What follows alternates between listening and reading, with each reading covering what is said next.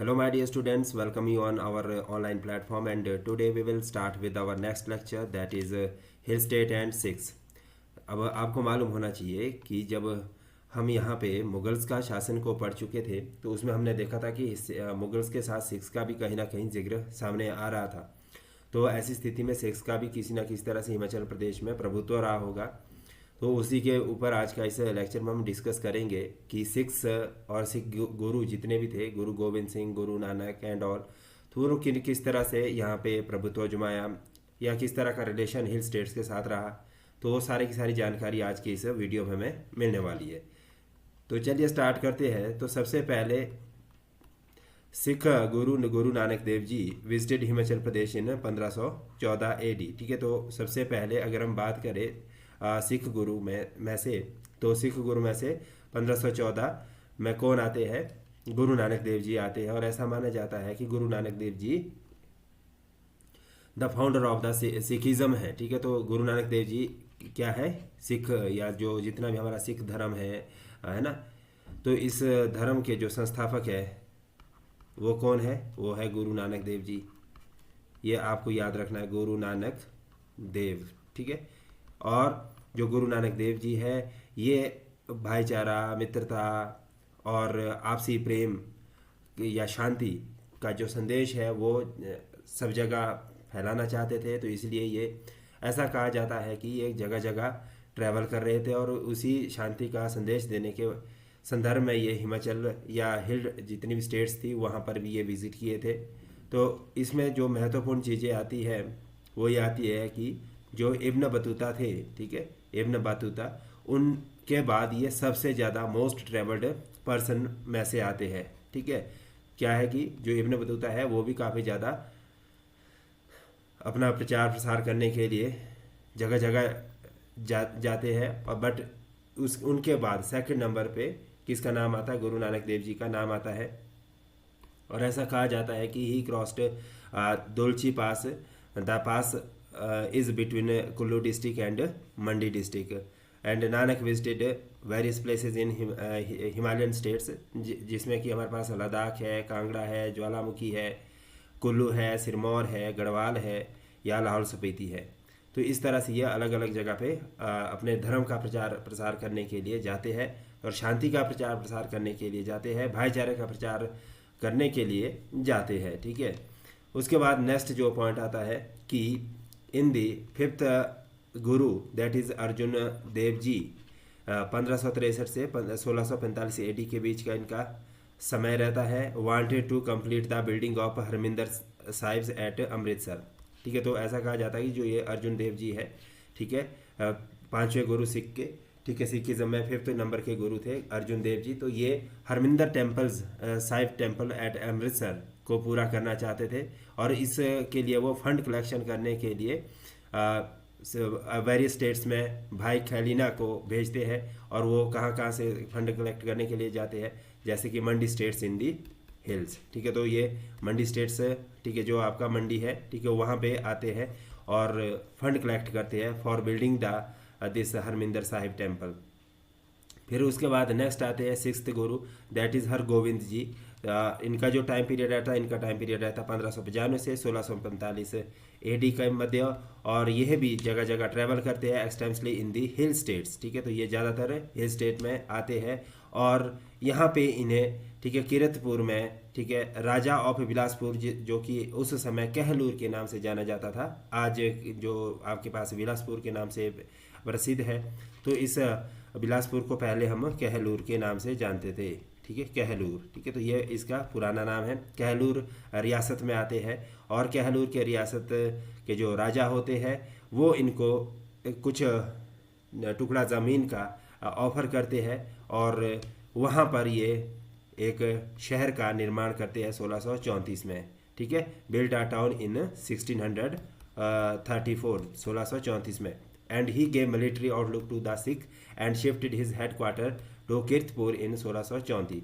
तो सबसे पहले आपको ये याद रखना है कि इसमें पूछा जाएगा आपने किसने अपना जो हेडक्वार्टर है वो किरतपुर के लिए सबसे पहले शिफ्ट किया था, तो दैट वाज हर गोविंद जी। ठीक है, तो इसमें आपने लिखना हर गोविंद जी, हर गोविंद जी। ठीक है, तो ये अपना हेडक्वार्टर है 1634 में कहाँ के लिए शिफ्ट करते हैं, किरतपुर के लिए, राइट। तो ये कुछ चीज़ें ऐसी होती है जो पेपर के पॉइंट ऑफ व्यू से काफ़ी महत्वपूर्ण हो जाती है, तो उसको हमें साथ साथ राइट डाउन करते रहना है, ठीक है। कुछ स्टोरी होती है तो स्टोरी को भी हमें समझना पड़ता है। यहाँ इसके बाद जो नेक्स्ट पॉइंट आता है दैट कि Guru Hargobind ji also helped Dharamchand of Hindur, ठीक है। हिंदूर किस शहर का नाम था, वो था नालागढ़ का, ठीक है। तो नालागढ़ को हम क्या किस नाम से जानते थे, कई बार पेपर में ये पूछे जाते हैं प्यारे बच्चों कि जैसे कहलूर किस शहर का नाम था, तो ये आपको पता होना चाहिए, कहलूर था बिलासपुर का नाम, है ना। और इसके बाद अगर हम बात करें हिंदूर, ठीक है, दूसरा नाम कौन सा आ गया यहाँ पे, हिंदूर, हिंदूर। तो ये किस शहर का नाम है, नालागढ़ का, ठीक है। तो ये नालागढ़ के लिए पहले हम किस नाम से जानते थे, हिंदूर के नाम से जानते थे। तो हिंदूर के राजा को ये जो वहाँ के राजा थे धर्मचंद, तो उनकी सहायता भी करते हैं in the war for succession in 1618, ठीक है। तो 1618 में ये धर्मचंद की सहायता करते हैं युद्ध में विजय प्राप्त करने के लिए, ये महत्वपूर्ण चीज़ें है। उसके बाद आता है later Guru's son that is Gurditta also establish a Sikhs centre there, ठीक है। तो ये इतना ज़्यादा इंपॉर्टेंट नहीं है। सो grand son of Guru her Gobind ji that is गुरु हर राय जी, ठीक है। इसमें कौन आते हैं, उनके जो पौत्र होते हैं, ठीक है, ग्रैंड सन होते हैं, दैट इज गुरु हर राय जी 1645 से 1661 के मध्य had to vacate Kiratpur due to the fear of Mughal attack. तो वो क्या करते हैं, जो मुगल होते हैं उनके आक्रमण से भयभीत होकर, ठीक है, उनके आक्रमण से भयभीत होकर वो क्या करते हैं कि उनको लगता है कि भाई मुगल उनके ऊपर आक्रमण ना कर दे, तो ऐसी स्थिति में वो जो किरतपुर है उसको वहाँ से खाली कर देते हैं, किरतपुर को क्या कर देते हैं, खाली कर देते हैं, वहाँ से चले जाते हैं। और वो काफ़ी लंबे समय तक सिरमौर की जो राजा है करमचंद उनकी रियासत में रहते हैं, ठीक है। किसके पास रहते हैं वो, सिरमौर के राजा, सिरमौर के जो राजा है, सिरमौर के राजा कौन थे, करम प्रकाश। उस समय के यहाँ के जो राजा थे वो थे करम प्रकाश। इनके पास वो अपना काफ़ी लंबा समय बिताते हैं, लगभग 13 साल का वो समय व्यतीत करते हैं वहाँ पे। तो वहाँ पर वो रहते हैं। और उसके बाद जो गुरु तेग बहादुर है that bought land from the Rani Champa of Kahlur, ठीक है। तो जो कहलूर अगेन आपको पता होना चाहिए कि बिलासपुर की जो रानी चंपा होती है उनसे वो जमीन का एक टुकड़ा ले लेते हैं। After the death of Raja Deepchand of Kahlur Guru went for the morning. तो ऐसा कहा जाता है कि जब दीपचंद की डेथ होती है, मृत्यु होती है, तो जो तेग बहादुर है वो उनकी वाइफ के पास जाते या कहलूर जाते हैं ताकि वो सांत्वना दे सके। तो ऐसी स्थिति में वो वहाँ से एक ज़मीन का टुकड़ा भी ले लेते हैं। और फिर उसके बाद जो रानी चंपा होती है वो कौन थी हमारी, वो that is the Rani Champa was the Deepchand wife, ठीक है। तो उनसे वो ज़मीन का टुकड़ा ले लेते हैं। उसके बाद नेक्स्ट चलेंगे, ये थोड़ी सी इसकी बैकग्राउंड हिस्ट्री थी। अब यहाँ से हमें वेरियस बैटल्स पढ़ेंगे कि जो सिक्स ने अलग अलग बैटल्स फाइट की। तो सबसे पहले और महत्वपूर्ण जो बैटल आती है दैट इज़ बैटल ऑफ यहाँ पे कौन सी आती है, बैटल ऑफ बंगानी, ठीक है। तो ये आपने याद रखना, बैटल ऑफ बंगानी, ठीक है। तो near Bangani village near Paonta Sahib Himachal Pradesh में इसकी लोकेशन रहेगी। तो आपको ये याद रखना कि जो बैटल ऑफ बंगानी है वो कब हुई थी, 1688 में हुई थी। और इसकी लोकेशन प्रेजेंट डे में पाउंटा साहिब के हिमाचल प्रदेश में है। और हिमाचल प्रदेश जो, ठीक है, तो पाउंटा साहिब कहाँ था, सिरमौर में, ठीक है। तो ये आएगा आपका सिरमौर प्रेजेंट डे में। अगर डिस्ट्रिक्ट वाइज भी पूछ ले तो आपने याद रखना है, ठीक है। अगर इसकी हम थोड़ी सी हिस्टोरिकली बैकग्राउंड की बात करें तो Guru Gobind Singh ji had established Paonta Sahib as the centre for Sikh activities. किसने, कई बार पेपर में पूछा जाता है किस सिख गुरु ने पाउंटा साहिब को सिख एक्टिविटीज़ का केंद्र के तौर पे स्थापना की थी। तो इसमें नाम आ जाएगा गुरु गोविंद सिंह जी। क्या रखना आपने, गुरु जो गोविंद सिंह है, गुरु गोविंद सिंह, ये याद रखना आपने, गुरु गोविंद सिंह ने पाउंटा साहिब को सिख सैन्य अभ्यास का, ठीक है, कैसे लिखिए, सिख सैन्य अभ्यास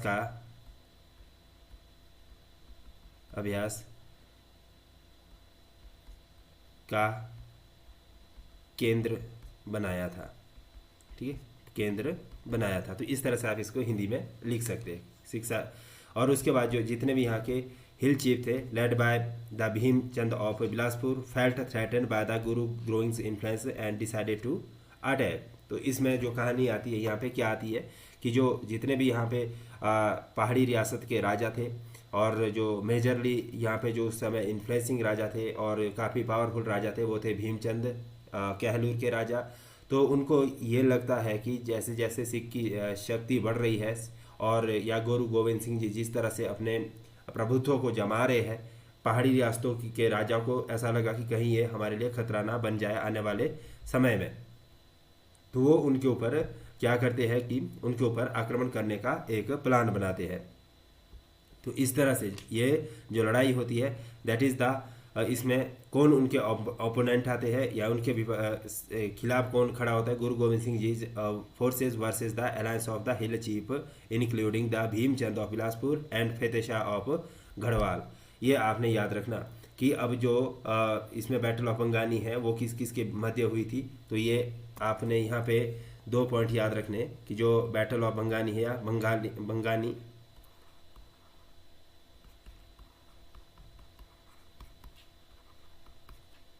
ठीक है युद्ध, ठीक है, जो ये बंगानी का युद्ध हुआ था आपका, है ना।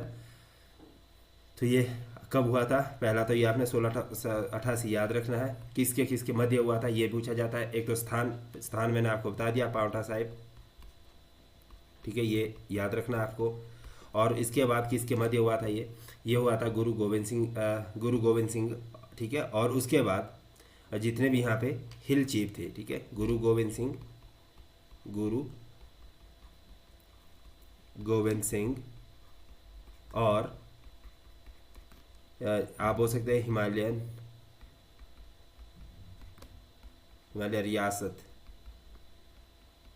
रियासतों के राजा, जिसमें आप बोल सकते हैं बिलासपुर,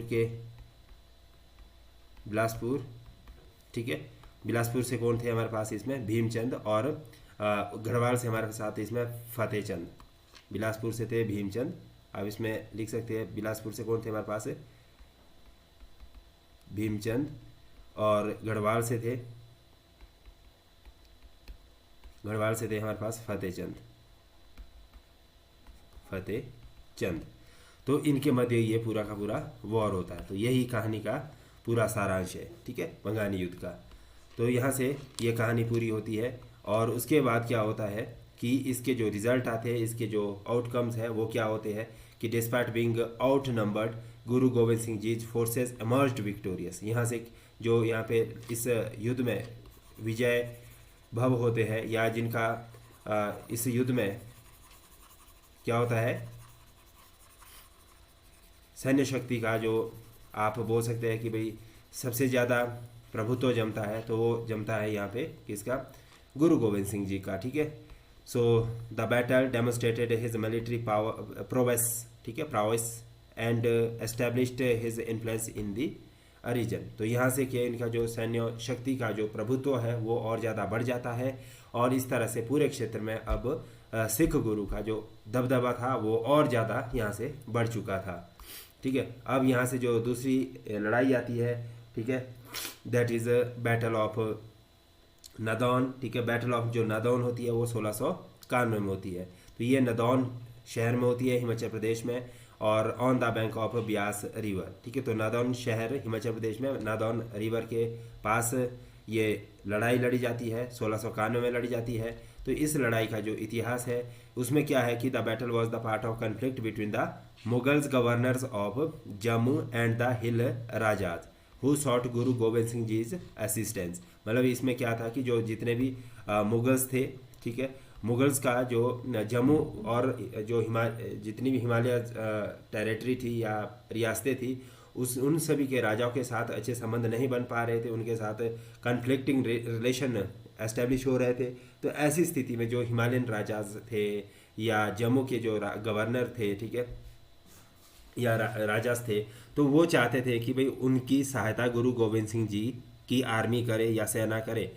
तो ऐसी स्थिति में the Mughal governor that is Alif Khan attempted to assert control over the hill state, leading to Raja to seek the Guru's support. तो इस तरह से यहाँ पर जो इसमें गुरु गोविंद सिंह जी ने अपना सपोर्ट दिया था, अलायंस की थी, ठीक है। Guru Gobind Singh ji forces allied with the hill rajas versus the Mughal army led by the Alif Khan. तो इसमें जो बैटल ऑफ नादौन में आमने सामने कौन थे आपके सामने सीधे सीधे तौर से अगर देखा जाए तो इसमें थे गुरु गोविंद सिंह जी, और दूसरे इसमें मुगल आर्मी की तरफ से किसने इसमें लड़ाई लड़ी थी, किसने भाग लिया था, दैट इज़ आलिफ खान। वो कौन थे, आलिफ खान। तो ये मेजर है यहाँ पे। तो इस तरह से आप इसको याद रखिएगा, इसमें ज़्यादा डिटेल में जाने की ज़रूरत नहीं है। तो इसकी लड़ाई के परिणाम क्या देखने को मिलते हैं, तो इसमें क्या होती है, जो गुरु गोविंद सिंह जी की फोर्सेस है वो मुगल से, ठीक है, मुगलों की जो मुगल है, ठीक है, उनको डिफीट कर लेती है, defeated the Mughal and Alif Khan fled the battlefield, ठीक है। तो the victory further enhanced the Guru's reputation in the military leader. तो यहाँ से भी मुगल को मुंह की खानी पड़ी, और ऐसे स्थिति में जो उनके जो लीडर थे या जो आर्मी को लीड कर रहे थे मुगल की तरफ से आलिफ खान, तो वो रणभूमि से भाग जाते हैं। और ऐसे स्थिति में जो गुरु गोविंद सिंह जी है उनका रेपुटेशन और ज़्यादा इंक्रीज़ हो जाता है, और उनको एक अच्छे योद्धा के तौर पे जाने जाने लगे, ठीक है। अभी रियासत में या हिल स्टेट्स में उनका जो विजय पताका है वो काफ़ी ज़्यादा प्रभुत्व जमा चुका था, ठीक है। तो अब यहाँ से तीसरी लड़ाई होती है, तीसरी लड़ाई होती है बैटल ऑफ गुलेर, ठीक है। ये कब होती है, 1696, ठीक है। पहली लड़ाई कब हुई, 1988 में, दूसरी लड़ाई 1991 में, अब तीसरी लड़ाई जो हो रही है वो हो रही है 1996 में, ठीक है। दूसरी लड़ाई कब हुई थी हमारी 1691 में, और तीसरी लड़ाई हो रही है, ये सारा 1600 है, सॉरी मैंने यहाँ 1900 लिख लिया बाय मिस्टेक, ठीक है। तो ये सारा का सारा क्या है, 1688, और यहाँ पे 1691 और 1696, ठीक है। तो ये तीसरी लड़ाई चल रही है हमारी, ठीक है। पहले लड़ाई किसके साथ थी, हिल स्टेट्स के राजा के साथ, दूसरी मुगल्स के साथ, अब तीसरी लड़ाई, ठीक है। इसकी जो लोकेशन थी वो कहाँ थी, गुलेर, हिमाचल प्रदेश में ही। और इसकी जो अगर स्थिति देखें तो the hill chief of the Guler region saw to resist Mughal authority and request Guru Gobind Singh ji assistant. तो यहाँ पर भी स्थिति वही बनती है जो सेकेंड बैटल में थी, कि भाई जो गुलेर के राजा होते हैं, चीफ होते हैं, वो भी मुगल को अथॉरिटी को अपने इस जो प्रभुत्व था उन्होंने जमा रखा था स्टेट्स के अंदर, उनको वहाँ से खदेड़ना चाहते थे।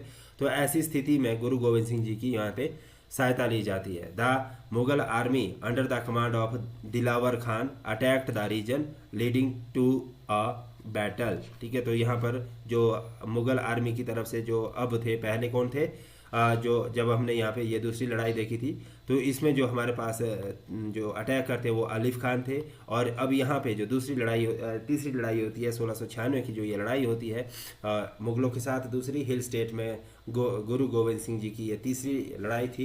तो ऐसी स्थिति में यहाँ पर दिलावर खान आमने सामने आ जाते हैं। तो यहाँ पे Guru Gobind Singh ji forces allied with the hill rajas versus the Mughal army. तो मुगल आर्मी की तरफ से यहाँ पे कौन थे, दिलावर खान, कौन थे, दिलावर खान थे, ठीक है। तो ये आपको याद रखना है। और इस लड़ाई के आउटकम्स क्या आते हैं, the battle was intense but Guru Gobind Singh ji forces manage to hold their ground and defend the hill achieves and further solidifying the role as a protector of the region. तो यहाँ से भी देखो अब जो जितनी भी हमारी हिल स्टेट्स थी तो उसमें गुरु गोविंद सिंह जी का प्रभुत्व और ज़्यादा मजबूत होता गया। अब यहाँ से एक जो गुरु गोविंद सिंह जी की जो इमेज थी वो हिल स्टेट्स के प्रोटेक्टर की तरह बननी शुरू हो चुकी थी, क्योंकि इन्होंने जितनी भी यहाँ पे लड़ाइयाँ लड़ी, ठीक है, हिल स्टेट्स के राजा के रिक्वेस्ट पे, तो उसमें वो हमेशा विजय होते गए और मुगल्स को मुंह की खानी पड़ी, चाहे वो आलिफ खान थे, चाहे वो दिलावर खान आते हैं दूसरी लड़ाई में, ठीक है, गुलेर की लड़ाई में दिलावर खान आते हैं। तो उसके बाद नेक्स्ट आती है अब बैटल ऑफ बशौली। कौन सी बैटल है, बैटल ऑफ बशौली। ये कब लड़ी जाती है, 1702 में लड़ी जाती है, ये आपको याद रखना है। अब 1702, ठीक है, 1696 के बाद अब 1702 की लड़ाई आती है, और इसमें जो लोकेशन रहती है वो कौन सी लोकेशन रहती है, Basohli, Jammu and Kashmir near the Himachal border. So इसका अगर बैकग्राउंड की अगर हम बात करें तो after the battle of Bangani and Nadaun tension continued between the hill chiefs and the Mughal authorities. तो इस युद्ध के बाद जब आपको पता है कि भाई मुगल्स बार बार यहाँ पे हार रहे थे या उनको मैदान से, युद्ध के मैदान से भागना पड़ रहा था, तो इस स्थिति में वो और ज़्यादा अब अपने प्रभुत्व को जमाने के लिए अपनी सैन्य शक्ति को मजबूत करना चाहते थे और मजबूती के साथ अब वो अटैक करने का प्रयास करना चाह रहे थे। The hill rajas once again sought Guru Gobind Singh ji assistant to repels Mughals forces. तो अब इस समय Guru Gobind Singh ji forces again hill states के साथ थी और सामने मुगल आर्मी थी। तो इसमें भी क्या होता है कि जो Guru Gobind Singh and his allies है further weakening the Mughals influence in the region and strengthening the Guru's position. तो यहाँ बशौली की लड़ाई में भी गुरु गोविंद सिंह जी अपने आप को विजय बनाने में सक्षम हो जाते हैं। ये बहुत महत्वपूर्ण है, बहुत ही इंपॉर्टेंट पॉइंट है। उसके बाद नेक्स्ट आती है बैटल ऑफ आनंदपुर साहिब। अब कौन सी बैटल आ गई हमारे पास? बैटल ऑफ आनंदपुर साहिब, जो कि 1700 से 1704 के बीच का पीरियड रहा है।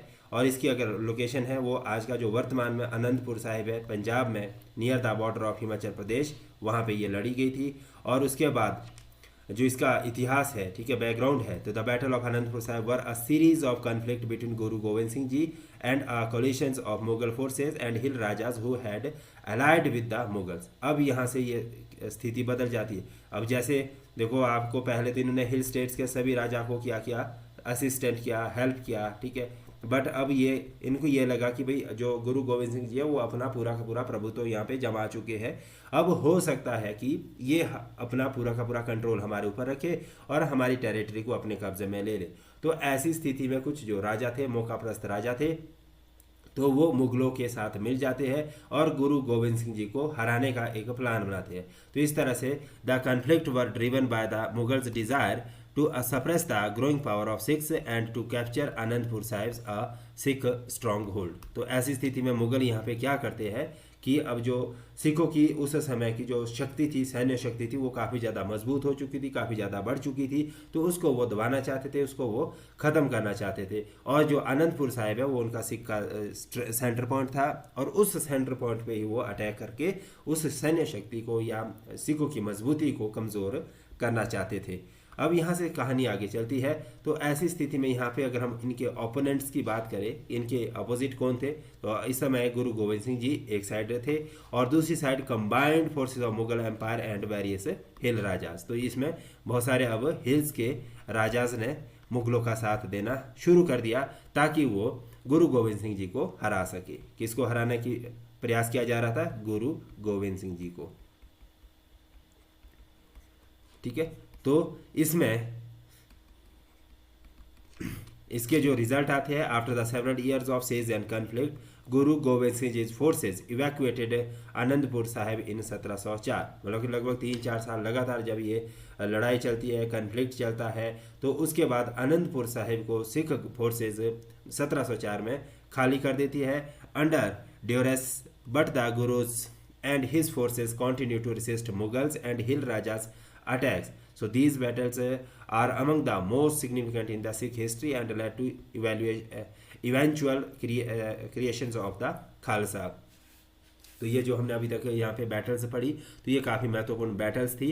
तो यहाँ पर जब उनके सिख, ऐसा नहीं है कि भाई उन्होंने आनंदपुर साहिब को खाली कर दिया तो उसके बाद उनकी सैन्य शक्ति ख़त्म हो गई, या उसके बाद उन्होंने किसी तरह का अपने पावर को मजबूत नहीं किया, या सिखों के मुगलों के सामने सिख आर्मी ने हार मान ली। वो लगातार प्रयास कर रहे थे कि वो अपने जो मुगल के अटैक है उसको डिफेंड कर सके, या जो हिल स्टेट्स के राजा है, कुछ राजा थे जो उनके खिलाफ लड़ाई लड़ना चाहते थे, तो वो उनके खिलाफ पूरी तरह से सशक्त होकर प्रयास कर रहे थे डिफेंड करने का। उसके बाद जो नेक्स्ट पॉइंट आता है बैटल ऑफ चमकौर, ठीक है। जो यहाँ से इसके बाद जो नेक्स्ट बैटल है that is the battle of Chamkaur, 1704 में लड़ी जाती है। लोकेशन इसकी चमकौर थी, पंजाब में।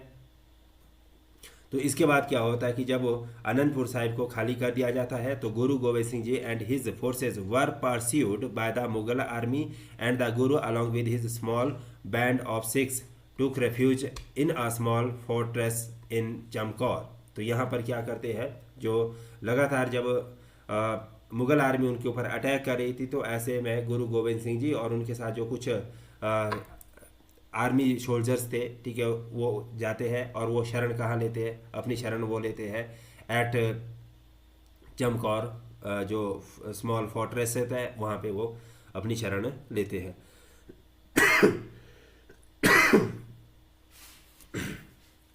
उसके बाद इसमें अगर आप ओपोनेंट्स की बात करें तो मुगल आर्मी थी और एक तरफ गुरु गोविंद सिंह जी थे, ठीक है। तो ये लड़ाई 1704 में होती है मुगल्स और गुरु गोविंद सिंह जी के बीच, है ना, गुरु गोविंद सिंह जी और मुगल आर्मी। तो ये आपको याद रखना है, जितनी भी लड़ाई, ठीक है, हिल स्टेट में हुई, कब से लेकर 1688 से लेकर अभी 1704 तक जितनी भी हम लड़ाइयाँ देख रहे हैं, ठीक है, 6 हमने बैटल देख ली है। तो 6 बैटल में सिर्फ और सिर्फ एक जगह मुगल नहीं थे, वो कहाँ नहीं थे, 1688 में नहीं थे। बाकी उसके बाद लगातार मुगल्स का सामना गुरु गोविंद सिंह जी के साथ हुआ, ठीक है। तो कहीं पे हिल्स जो राजा थे वो गुरु गोविंद सिंह जी के साथ थे, और कहीं पे अगर हम 1700 के बाद की बात करें तो वो उनके ऑपोजिट हो गए थे, ठीक है।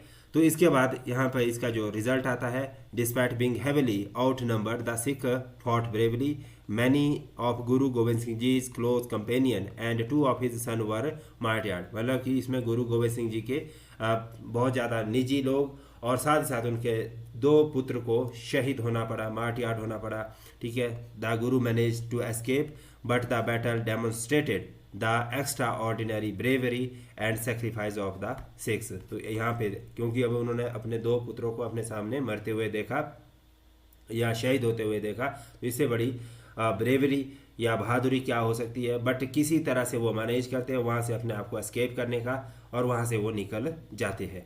उसके बाद जो नेक्स्ट जो युद्ध होता है या लड़ाई होती है, that is battle of Muktsar.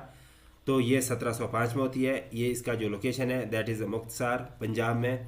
इसकी जो इतिहास है, ये बैटल होती है बैटल ऑफ चमकौर के बाद होती है, और इसमें गुरु गोविंद सिंह जी को मुग़ल आर्मी फिर से फॉलो करती है, मतलब कि उनको परस्यूट करती है, उनके पीछे आर्मी लगा देती है।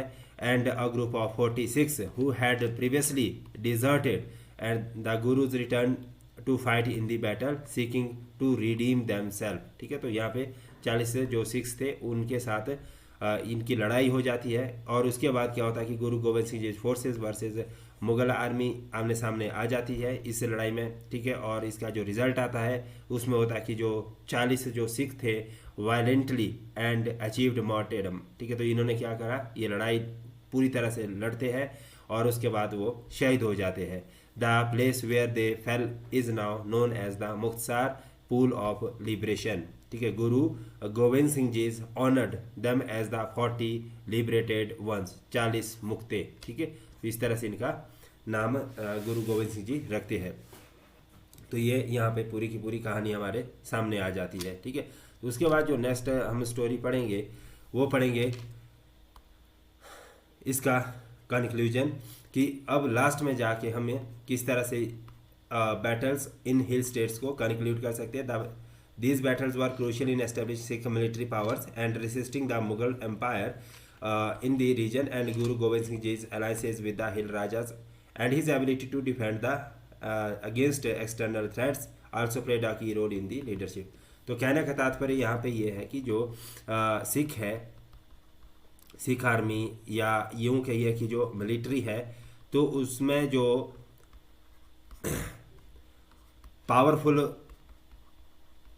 बनाने का जो प्रयास किया गया था वो तभी एस्टेब्लिश हो पाया था जब वो हिल स्टेट्स के जो राजास थे उनको डिफेंड करने में सक्षम हुए पहली लड़ाई में। तो दूसरी लड़ाई में क्या होता है कि उसके बाद वो लगातार प्रयास करते हैं कि भाई जितने भी सिख्स थे, जितने भी हिमालयन प्रिंसेस थे या राजास थे, तो उनको प्रोटेक्शन मुगलों से करवाने के लिए उन्होंने लगातार प्रयास किया, और हर बैटल में वो अपने आप को विक्टोरियस एस्टेब्लिश करने में सक्षम हुए, और लगातार वह विजय होते रहे थे। लेकिन कुछ लेटर ऑन की जो स्थिति आती है उसमें क्या करते हैं कि जो हिल स्टेट्स के जो राजाज होते हैं वो मुगल के साथ मिल जाते हैं कॉन्स्पिरेसी के माध्यम से। फिर वो वहाँ से आनंदपुर साहिब से सिख आर्मी को खदेड़ने में मुगल सक्षम हो जाते हैं, और ऐसी स्थिति में वहाँ से जब वो अपने सेंटर पॉइंट से निकाल दिए जाते हैं तो उसके बाद वो कहीं ना कहीं अपने आप को डगमगाता हुआ देखते हैं।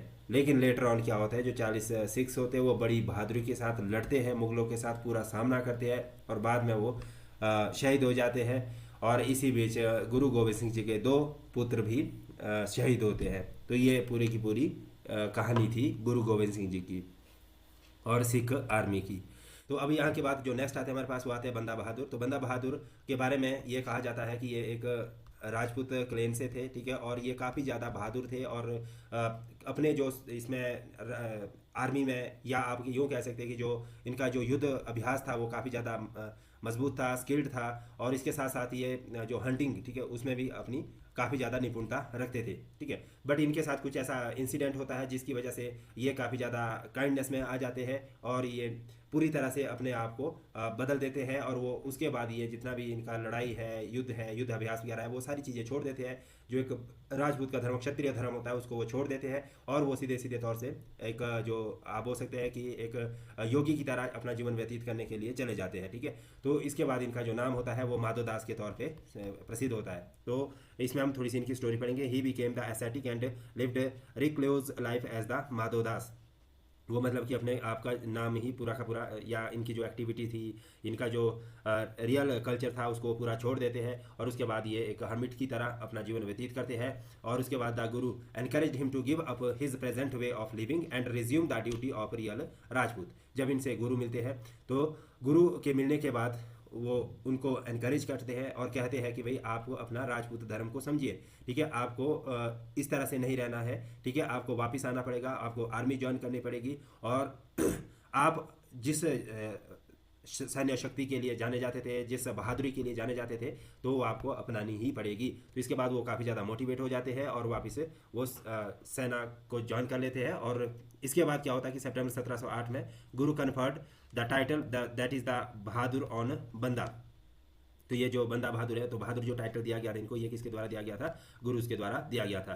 तो इसके बाद जो बंदा बहादुर है वो निकलते हैं अपने लक्ष्यों की तरफ। तो वो पहले तो किसको डिफीट करते हैं? Raja Bhimchand of Bilaspur, Raja Siddh Sen of Mandi and Raja of Chamba and other also submitted as follower of the Guru Nanak देव, ठीक है। तो इसके बाद अब यहाँ से पूरा का पूरा इनका जो प्रभुत्व है वो जम जाता है, ठीक है, क्योंकि ये यहाँ से इनके साथ अब जितनी भी हिल टेरिटरीज थी, मेजर टेरिटरी थी, वो उनको अपने अधीन करने में सक्षम हो जाते हैं। उसके बाद क्या, daughter of Chamba raja that is Uday, उस समय जो उदय थी कि सुशील कौर थी, उनका विवाह किसके साथ किया जाता है? सरदार बंदा सिंह बहादुर के साथ इनका विवाह कर लिया जाता है। तो ये मेजर पॉइंट आता है, इंसिडेंट पॉइंट आता है यहाँ पे। और उसके बाद क्या होता है? द बैटल ऑफ सिरहिंद, ठीक है, जो कब होती है? 12 मई 1710 में। इसमें वजीर खान वॉज किल्ड। तो इसमें किसकी मृत्यु होती है? वजीर खान की मृत्यु हो जाती है और वो कहाँ के लिए भाग जाता है? लोहगढ़ इन 1710 में, ठीक है। और after the attack of Amir Khan who was sent by the Mughal emperor Bahadur Shah, ठीक है, तो बहादुर शाह के द्वारा भेजा जाता है, ठीक है, अटैक करने के लिए अमीर खान को। एंड उसके बाद जो नेक्स्ट आता है, next phase that is Mughal emperor that is Farrukhsiyar sent Abdus Samad Khan, और उसके बाद Banda Bahadur and his associates executed after inhuman and extraordinary torture in June 1716, ठीक है। तो इसके बाद उनके साथ अमानवीय व्यवहार करके या टॉर्चर करके उनको ख़त्म कर दिया जाता है और उनका यह स्टोरी ये ख़त्म होती है बैटल ऑफ सिरहिंद में। उसके बाद नेक्स्ट जो आते हैं दैट इज़ महाराजा रंजीत सिंह, ठीक है। महाराजा रंजीत सिंह की स्टोरी थोड़ी सी इंटरेस्टिंग है, तो उसको आपको याद रखना है, ठीक है। तो इसमें क्या होता है? इसमें सबसे पहले अगर हम यहाँ पे देखेंगे तो महाराजा रंजीत सिंह का सबसे पहले तो जन्म देखेंगे आपकी, कब जन्म है ये? 17 नवंबर 1780 एट गुर्जनवाला में। And he was named Ranjit Singh by his father Mahan Singh. उनके पिताजी इनका नाम रंजीत सिंह रखते हैं और महान सिंह डाइड इन 1792, 1792 में उनकी मृत्यु हो जाती है। So Maharaja Ranjit Singh succeeded his fathers at age of 12, मतलब कब उनके वो अपनी गद्दी को संभाल लेते हैं? 12 साल की एज में संभाल लेते हैं। और उसके बाद अगर हम देखें तो उस समय ये छोटे थे, माइनर थे, तो अपने जो उत्तरदायित्व वो निभाने के लिए उतने ज़्यादा सक्षम नहीं माने गए थे। तो ऐसी परिस्थिति में उनकी जो माताजी होती है राजकौर, वो उनके एक नेचुरल गाइडेंस की तरह काम करते हैं उनके लिए। और इसमें उनकी जो सहायता दूसरे तौर पे की जाती है दैट इज़ द दीवान लखपत राय, वो भी उनकी पूरी सहायता करते हैं। सो जो महाराजा रंजीत सिंह है he takes the title of Maharaja on April 1801। तो ये कई बार पूछा गया है क्वेश्चन की जो महाराजा रंजीत सिंह को टाइटल दिया गया था महाराजा का, तो वो कब दिया गया था, ठीक है, कब उनको ये टाइटल मिला या कब उन्होंने इस टाइटल को ग्रहण धारण किया, तो वो आपका जो ऑप्शन होगा वो होगा 13 अप्रैल 1801। कब होगा? 13 अप्रैल 1801 में इन्होंने इस टाइटल को ग्रहण किया, ठीक है। और ये होती है Baisakhi day with Lahore as his capital from 1799, मतलब कि उस समय इन्होंने अपनी जो कैपिटल राजधानी बनाई थी 1799 के बाद लाहौर को अपनी राजधानी के तौर पर इन्होंने यूज़ किया था। He brought misl under his leadership and in 1802 उसके बाद इन्होंने अमृतसर को कैसा घोषित कर दिया, एक होली सिटी के तौर पे घोषित किया।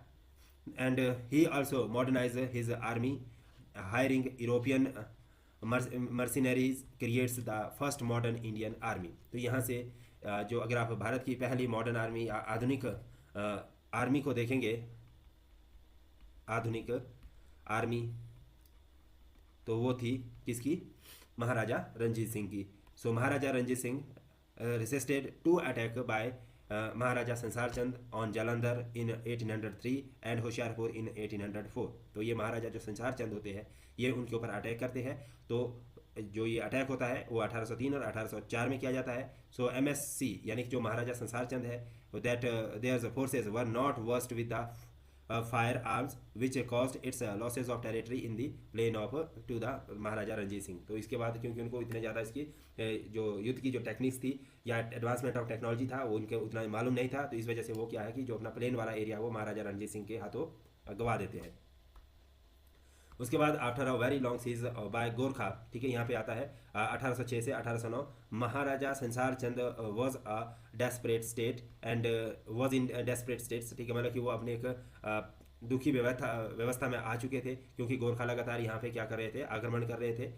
और he requested the support of Maharaja Ranjit Singh. तो ऐसी स्थिति में अब महाराजा रणजीत सिंह की यहाँ पे सहायता लेने का एक आग्रह किया जाता है महाराजा संसार चंद के द्वारा। और इसके बाद जो महाराजा रणजीत सिंह है they also signed a treaty of Amritsar, ठीक है, यहाँ पे किसकी कौन सी ट्रीटी होती है? Treaty of Amritsar with British in 1809 and was free to concentrate on Kangra's situation. तो ऐसी स्थिति में यहाँ पे जो सिचुएशन आती है वो कौन सी आती है 1809 में? एक ये भी पेपर में पूछा जाता है कि ट्रीटी ऑफ अमृतसर या अमृतसर की जो संधि है वो कब हुई थी? कौन सी? अमृतसर की संधि कब हुई? तो इसका जो राइट आंसर होगा 1809 किसके बीच हुई? तो ये भी आप लिखेंगे महाराजा रणजीत सिंह वर्सेस ब्रिटिश, ठीक है, किसके बीच हुई थी ये? महाराजा रणजीत सिंह और ब्रिटिश के बीच हुई थी।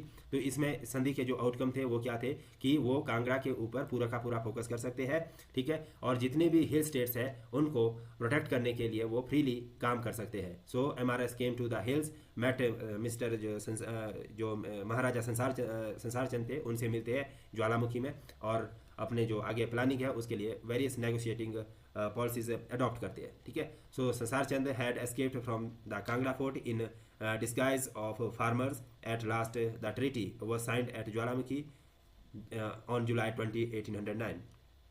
तो उसके बाद जो ये लास्ट में जो ट्रीटी साइन की जाती है वो कब की जाती है? 20 जुलाई 1809 में। सो देसा सिंह मजीठा, इसके बाद कौन आते हैं? देसा सिंह मजीठा आते हैं। Was appointed the qiladar of Kangra fort and nizam that is the governor of the Kangra hill state, ठीक है। तो इसको किसको नियुक्त किया जाता है? देसा सिंह मजीठा को किया जाता है। और स्टार्टिंग फ्रॉम 1809, ठीक है, ट्रीटी ऑफ ज्वालामुखी होती है और Maharaja Ranjit Singh became the master of hill between Ravi and Sutlej by 1828। 1828 तक महाराजा रणजीत सिंह पूरे का पूरा जितना भी व्यास और इसमें रावी और जो कौन कौन सी नदी, रावी और सतलुज के बीच का जितना भी हिल स्टेट का एरिया था उसमें एक प्रमुख लीडरशिप के तौर पे उभर के आते हैं। बाय द एंड ऑफ 1816 1816 के अंत तक Ranjit Singh was the master of hill state viz Chamba, Nurpur, Kotla, Shahpur, Jasrota, Basohli, Mankot, Jaswan, Siba, Guler, Kahlur, Mandi, Suket, Kullu और दत्तरपुर। तो यहाँ तक इनका पूरा का पूरा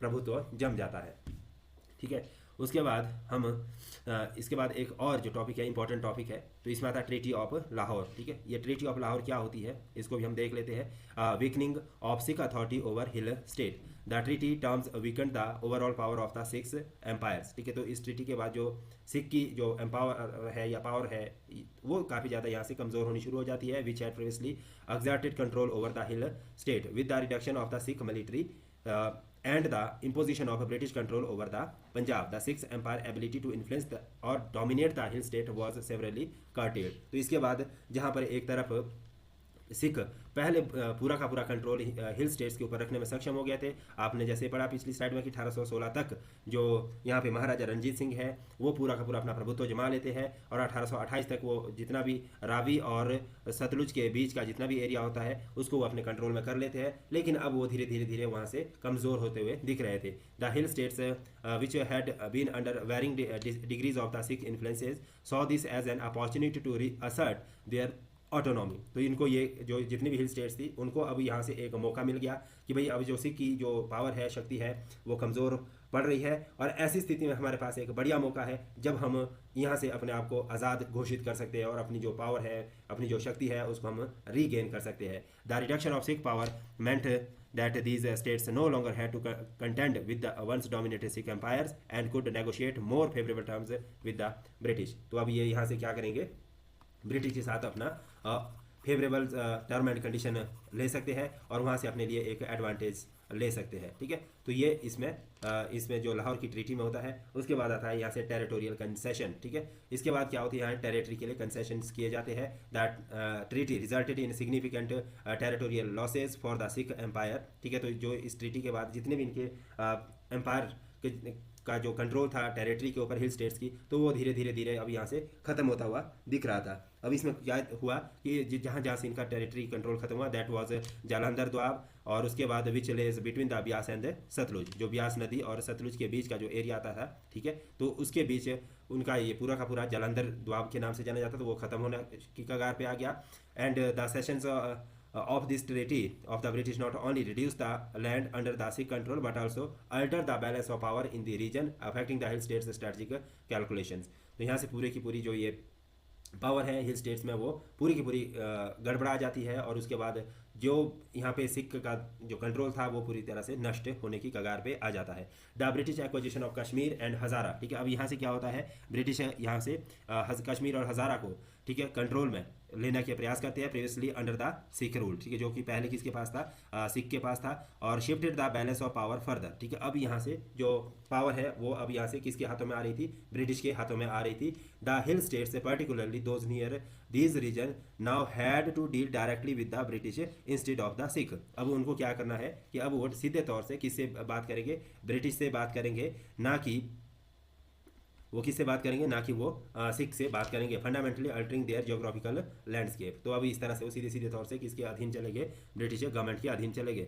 अब यहाँ से आता है British influence in the hill state. So with the British taking control of the Punjab, the hill states found themselves increasingly under the British influence। तो अब यहाँ से क्या होता है कि धीरे धीरे अब जो हिल स्टेट पहले ये सोच रही थी कि भाई हम सिख के कंट्रोल से आज़ाद हो जाएंगे और उसके लिए उन्होंने ब्रिटिश की सहायता ली थी, पर वो ऑटोमेटिकली लेटर ऑन ब्रिटिश के कंट्रोल में आ जाते हैं और अब ये पूरा का पूरा जो पावर है यहाँ पे किसका आ जाता है, ब्रिटिश का आ जाता है। The British eagers to consolidate their control over the north India. अब जो ब्रिटिश होते हैं वो पूरे के पूरे उत्तरी भारत में अपना प्रभुत्व जमाने के लिए प्रयास करते हैं और ऐसी स्थिति में वो सीधे तौर से डायरेक्ट रिलेशन बोल सकते हैं आप इसको, एस्टेब्लिश करते हैं। किसके साथ करते हैं वो, the states often bypassing the weakening Sikh authority, मतलब जो कि सिख की कमजोरी को साइड कर रहे थे तो उनको वो ब्रिटिश अपने कंट्रोल में लेने का प्रयास कर रहे थे सीधे सीधे तौर से। तो उनके पास भी, ब्रिटिश के पास एक इनडायरेक्ट वे में मौका था कि जो पावर्स कमज़ोर हो रही है उसका फ़ायदा ब्रिटिश लेना चाहती थी।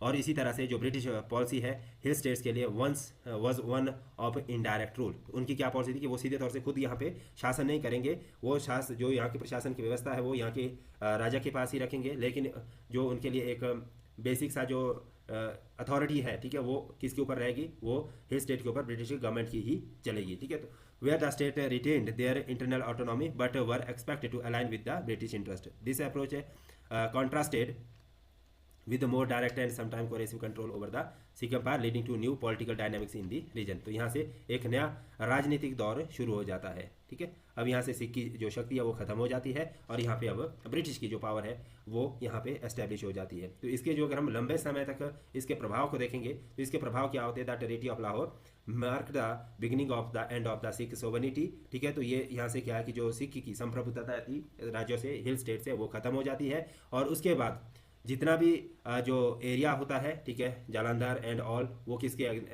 कंट्रोल में आ जाता है, वो ब्रिटेन के कंट्रोल में आता है। सो इसमें हम देखेंगे the second Anglo Sikh war होता है, और उसके बाद the hill state by this time had largely aligned themself with the British interest and recognizing shifting power dynamics.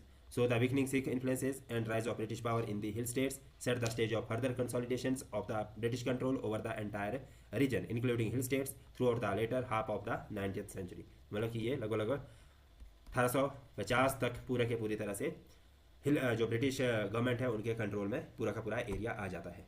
तो प्यारे बच्चों, आज हमने इसमें सिख कंट्रोल को देखा, और नेक्स्ट जो वीडियो रहेगी उसमें हम किसको देखेंगे, गोरखास एंड ब्रिटिश कंट्रोल। अब ये इतिहास का जो हिमाचल का इतिहास है उसकी हमारे पास 2 ही लेक्चर बच गए हैं, उसको हम आने वाले वीडियो में कवर करेंगे। होप्स हो कि आपको सारी चीज़ें क्लियर हो रही होगी। अगर आपको फिर भी किसी पॉइंट पे डाउट आता है, क्वेश्चन आता है, तो आप डेफिनेटली मुझ तक ये सारे क्वेश्चन पहुंचाने का प्रयास करें। एप्लीकेशन में आप अपना डाउट रेज करें तो मुझ तक ये सारे के सारे आपके डाउट्स पहुंच जाएंगे। Thank you to watch this video.